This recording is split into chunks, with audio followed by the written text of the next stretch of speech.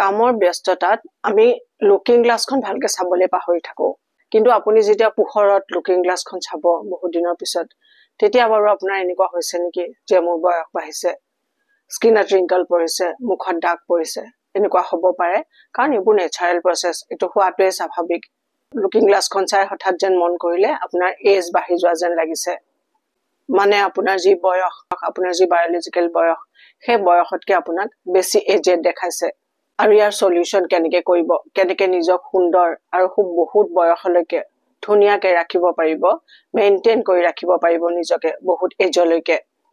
হেতু আমি আজি জানিব লাগিব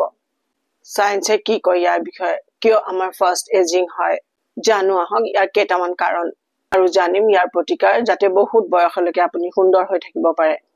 আৰু আমি শেষৰ ফালে জানিম আপুনি মুখত কি ইউজ কৰিব এতিয়া লাহে লাহে আমাৰ ওয়েদাৰ চেঞ্জ হ'বলৈ ধৰিছে লাহে লাহে আমাৰ ওয়েদাৰ ঠাণ্ডাৰ ফালে গৈ আছে এই সময়ৰ পিছত আমি কি মুখত ইউজ কৰিম হেখিনি কথাও আজি জানিম আমি যি আহাৰ খাওঁ তাৰ ভিতৰত এনেকুৱা এবিধ আহাৰ আছে যি আহাৰ খাই থকা হয় আৰু খালে কি হয় আমাৰ এজিং ফাষ্ট হৈ যায় হিয়া হৈছে চেনি এই সুগাৰ ব্লাডত আৰু প্ৰটিন আৰু ফেটৰ লগত মিক্স হয় এক প্ৰসেস স্টাৰ্ট হয় আৰু হেতু হৈছে গ্লাইকোজেন আমাৰ বয়স হৈ আহিলে সেই গ্লাইকোজেন প্ৰক্ৰিয়া আমাৰ স্কিনত আৰম্ভ হয় আৰু তেতিয়া আমাৰ স্কিনত দাগ আৰু ৰিংকল হ'বলৈ ধৰে এই গ্লাইকোজেনে আমাৰ স্কিনৰ কোলাজেন আৰু ইলাষ্টিনক হাৰ্ম কৰে সেই কাৰণে আমাৰ স্কিনত বয়সৰ চাপ সোনকালে পৰে গ্লাইকোজেন এক নেচাৰেল প্ৰসেস বয়সৰ লগে লগে এটো আৰম্ভ হয় কিন্তু যদি সুগাৰ খোৱা হয় সেই গ্লাইকোজেন বাঢ়ি স্কিন কোজ খোৱা পৰ্যন্ত হ'ব পাৰে গ্লাইকোজেন যিমান বেছি হ'ব স্কিনত হিমান ৰিংকল পৰিব ইলাষ্টিসিটি কমি যাব স্কিন পাতল আৰু ড্ৰাই হৈ যাব আৰু স্কিনত ৰিংকল পৰিব সো মোৰ বহুত ভিডিঅত কোৱা হৈছে চেনি খাব নালাগে চেনি খাব কিয় নালাগে আমি যদি বেলেগ বেলেগ প্ৰকাৰে চাওঁ বহুত ধৰণৰ এনেকুৱা কিয় ওলাব যে চেনি আমি কিয় খাব নালাগে আগৰ ভিডিঅত মই বহুত কথা কৈ আহিছো কিন্তু আমাৰ স্কিনত কি কাম কৰে কেনেকে ধৰণৰ বেয়া এফেক্ট পৰে হেতু কোৱা হোৱা নাছিলে সো চেনি আপোনালোকে খাব নালাগে চেনিটো এভয়েড কৰি অন্য বস্তু খাব পাৰে মিঠা খাবৰ কাৰণে ডেটস খাব পাৰে খেজুৰটো যদি আপুনি শুকুৱাই লয় ৰ'দত যদি টান ৰ'দটো শুকাব পাৰে নহলে মাইক্ৰৱেভ কৰি ল'ব পাৰে মাইক্ৰৱেভ কৰি ললে বেছি ভাল হয় তাৰ পিছত আপুনি ঠাণ্ডা হোৱাৰ পিছত আপুনি মিক্সচাৰত ভালকৈ গ্ৰাইন্ড কৰি ললে আপোনাৰ চেনি নিচিনা আপোনাৰ কাম কৰিব যথেষ্ট হেলদি আৰু ভাল পাব তাৰ উপৰিও আপোনালোকে বেলেগ বস্তু ট্ৰাই কৰিব পাৰে মৌ খাব পাৰে ষ্টিভিয়া খাব পাৰে ভাল ধৰণৰ গুড় খাব পাৰে অপচনছ বহুত আছে কিন্তু চেনিটো বাদ দিব লাগে চেনি যদি আপুনি খাই আছে এৰি চাওক আপোনাৰ স্কিনত এটা ভাষ্ট ডিফাৰেন্স দেখিবলৈ পাব নেক্সট এটা কাৰণ আমাৰ স্কিনখন ড্ৰাই হয় বেয়া হয় আৰু ৰিংকল পৰে হেতু হৈছে ভাল টোপনি নোহোৱা কোৱালিটি স্লিপ লোৱাটো সাংঘাতিক দৰকাৰী এটা কথা আপোনাৰ টোপনি কেনেকুৱা হ'ব হেতু আপুনি ডিসাইড কৰিব তাৰ মানে এটোৱে ক'ব বিচাৰিম মই টোপনি কেনেকুৱা হ'ব হেতু সম্পূৰ্ণ আপোনাৰ হাতত ৰাতি নুশুই যদি আপুনি দিনত শুই থাকে হেতুত আপুনি ইমান উপকাৰিতা নাপাব ৰাতিৰ টোপনিটোহে আমাৰ কাৰণে বেনিফিচিয়েল যেহেতু প্ৰকৃতিয়ে আমাক ৰাতিটো আৰাম কৰিবলৈ দিছে শুবলৈ কাৰণে দিয়া হৈছে টোপনি অকল আৰাম কৰাই নহয় ৰাতি যেতিয়া হয় আমি যেতিয়া শুবলৈ যাওঁ শৰীৰটো এটা ৰিপেয়াৰ লেভেলে পৰিৱৰ্তন হয় আমাৰ যিমান বিলাক প্ৰবলেম আছে শৰীৰত সেই টোপনি যোৱা সময়তহে ৰিপেয়াৰ হয় সেই সময়ত আমাৰ গ্ৰোথ হৰমন ৰিলিজ হয় এমএছ সেলবোৰ ৰিপেয়াৰ হয় আৰু আমাৰ ব্ৰেইনত যি টক্সিনছ জমা হয় সেইবোৰ ক্লিন হয় সেই টোপনি সময়তে টোপনি কম হলে কৰ্টিসল লেভেল বাঢ়ি যায় যেটো ষ্ট্ৰেছ হৰমন বুলি কোৱা হয় স্কিনৰ নেচাৰেল হিলিং কেপাসিটি কমি যায় স্কিনত ৰিংকল পৰে এইবোৰ হয় টোপনি কম হলে কোৱালিটি স্লিপ কেনেকৈ ল'ব এতিয়া ৰাতি 10টাত আপুনি বেডত যাব পাৰিলে ভাল 9টাৰ পিছত কোনো ধৰণৰ আপুনি স্ক্ৰিন ইউজ নকৰিব মোবাইল হক ল্যাপটপ টিভি সকলো ধৰণৰ স্ক্ৰিন 9টাৰ পিছত আপুনি বন্ধ কৰি দিয়াটো দৰকাৰ কাৰণ স্ক্ৰিনৰ পৰা যি ব্লু লাইট ওলাই সেই ব্লু লাইট টোপনিৰ কাৰণে সাংঘাতিক ধৰণৰ হাৰ্মফুল ব্ৰেইনটো গধুৰ কৰি ৰাখে চকুবোৰত এফেক্ট কৰে আমি শুও যদিও ভালকে টোপনি আহিব নিদিয়ে আপোনাৰ বেডৰুম ঠাণ্ডা আৰু আন্ধাৰ হ'ব লাগে ইভিনিং 4টাৰ পিছত কোনো চাহ বা কফি আপুনি নাখালে ভাল বেডলৈ যোৱাৰ আগতে মেডিটেশ্যন বা যিকোনো প্ৰাৰ্থনা কৰিব পাৰে তেতিয়া আপোনাৰ ব্ৰেইন শান্ত হ'ব শুবলৈ আপোনাৰ ব্ৰেইনটো প্ৰিপেয়াৰ হ'ব টোপনি নহাৰ এটা ডাঙৰ কাৰণ হৈছে ষ্ট্ৰেছ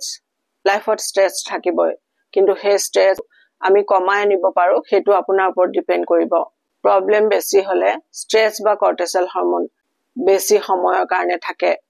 সেইটো হৈছে ক্ৰনিক ষ্ট্ৰেছ কনষ্টেন্ট যদি আপোনাৰ ষ্ট্ৰেছ থাকে শৰীৰৰ ভিতৰখন জ্বলি যোৱাৰ নিচিনা হয় বা জ্বলি যায় বুলিও ক'ব পাৰে ষ্ট্ৰেছ কম কৰাৰ সলিউশন হৈছে ডিপ ব্ৰিডিং কিন্তু এই ডিপ ব্ৰিডিং কৰাৰো এক স্পেসিফিক সিস্টেম আছে সেই মেথড যদি আপুনি ইউজ কৰিব পাৰে খুবেই ভাল 478 মেথড এই মেথড ফলো কৰিলে প্যাৰাচিম্পেথেটিক নাৰ্ভাছ সিস্টেম এক্টিভ হ'ব 478 মেথড হেতু ইটা কেনেকৈ কৰিব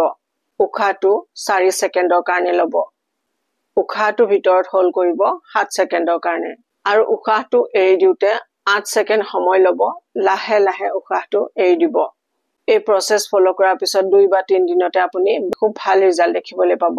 সেকেন্ড প্ৰসেস আপোনাৰ টোপনি ভাল হ'ব কাৰণে হেতু হৈছে খোজ কঢ়া দিনটোৰ কোনোবা এটা সময়ত 5 মিনিট বা 10 মিনিট সময় আপুনি খোজ কাঢ়িব লাগিব খোজ কাঢ়োতেও আপুনি মন কৰিব লাগিব আপুনি স্যান্ডেল পিন্ধি খোজ না কাঢ়িলে ভাল খোজটো আপোনাৰ খৰ হ'ব লাগে আৰু যাতে কোনো ডিস্টাৰ্ব নোহোৱাকে আপুনি খোজ কাঢ়িব পাৰে তাৰ কাৰণে জোতা পিন্ধি লোৱাটো বেছ ভাল কথা হ'ব থাৰ্ড এটা প্ৰসেস ফলো কৰিব লাগিব আপুনি পেপাৰ আৰু পেন লৈ বহক আপোনাৰ ব্ৰেইনত যিমান বিলাক কথা আছে যিমান বিলাক নেগেটিভিটি যিমান বিলাক টেনচন আছে গুটে বিলাক লিখি যাওক লিখি গলে আপুনি গম পাব আৰু পঢ়ি চাই দেখিব যিবিলাক আপোনাৰ প্ৰবলেম সেই প্ৰবলেমবোৰ দেখোন একেবাৰে সৰু তাৰপিছত আপুনি সেই পেপাৰখন আপুনি জ্বলাই দিয়ক ফালি পেলাই দিয়ক দেখিব আপোনাৰ খুব ৰিলিফ লাগিছে এইটো আপোনাক সাইকোলজিক্যালি বেছ হেল্প কৰিব নেক্সট বস্তু এভয়েড কৰিব লাগিব সেইটো হৈছে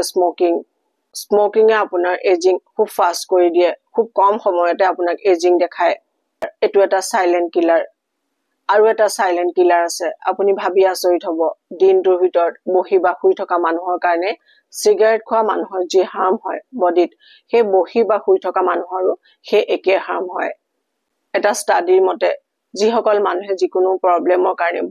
বহি বা শুই থাকে সাপোজ তেওঁ বেডৰ পৰা উঠিব নোৱাৰে বা চকীত বহিয়ে থাকে তেওঁ ভৰিৰ বা আঁঠুৰ কিবা প্ৰবলেম আছে সেই মানুহসকলৰ এটা ডাঙৰ প্ৰবলেম হয় আৰু তেওঁলোকৰ শৰীৰৰ মেটাবলিক সিস্টেম আৰু হাৰ্ট ৰেট ভাল ধৰণে কাম নকৰে বোন ডেন্সিটি কমি যায় অকল শৰীৰেই নহয় তেওঁলোকৰ ব্ৰেইনৰ ফাংচনেও ভালকে কাম নকৰে লাহে লাহে ব্ৰেইন উইক হ'বলৈ ধৰে ইয়াৰ বাহিৰেও কাৰ্ডিওভাস্কুলাৰ ডিজিজ অবেচিটি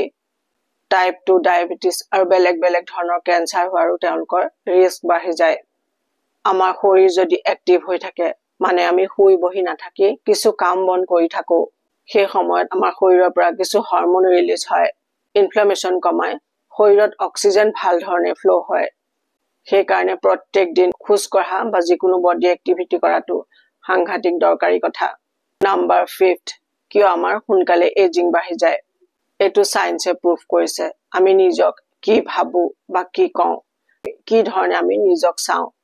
আমি যদি শৰীৰৰ লাইফৰ সৰুখুৰা প্ৰবলেমবোৰ ভাবি ডাঙৰ কৰি লওঁ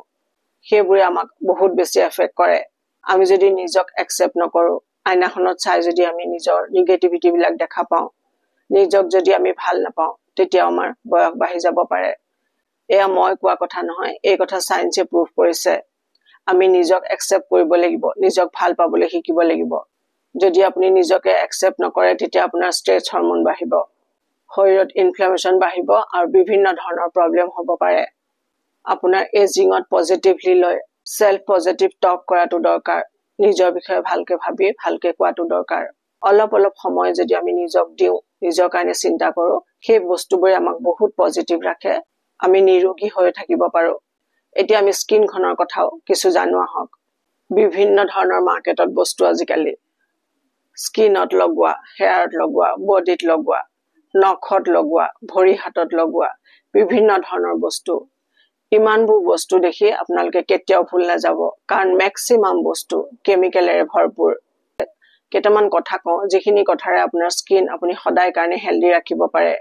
হেয়া হৈছে প্ৰথমতে মই কম যিমান স্কিনত আপুনি ভালকে লগাওক স্কিনৰ যত্ন কৰক প্ৰথমতে আপুনি হেলদি থাকিব লাগিব আপোনাৰ ফিজিক্যাল হেলথ আৰু মেন্টাল হেলথ দুইটা আপোনাৰ কিন্তু ঠিক থাকিব লাগিব তেতিয়াহে আপোনাৰ বাহিৰখন আপুনি যত্ন কৰিলে আপুনি ভাল ফল পাব সো প্ৰথম ক'ব লাগিব স্কিনখন ক্লিন কৰি কেনেকৈ ৰাখিব স্কিন ক্লিন কেনেকৈ কৰিব সেই বিষয়ে মোৰ কেইবাটাও ভিডিঅ'ত আগতে দিয়া আছে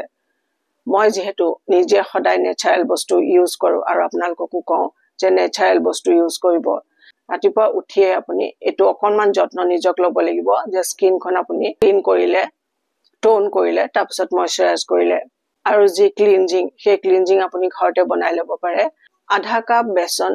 হাফ টিস্পুন হালধি মিক্স কৰি আপুনি ওয়াশৰুমত এটা এয়াৰটাইট কন্টেইনাৰত থৈ দিলে মান যেতিয়া আপুনি গা ধুব অকনমান তাৰ পৰা লৈ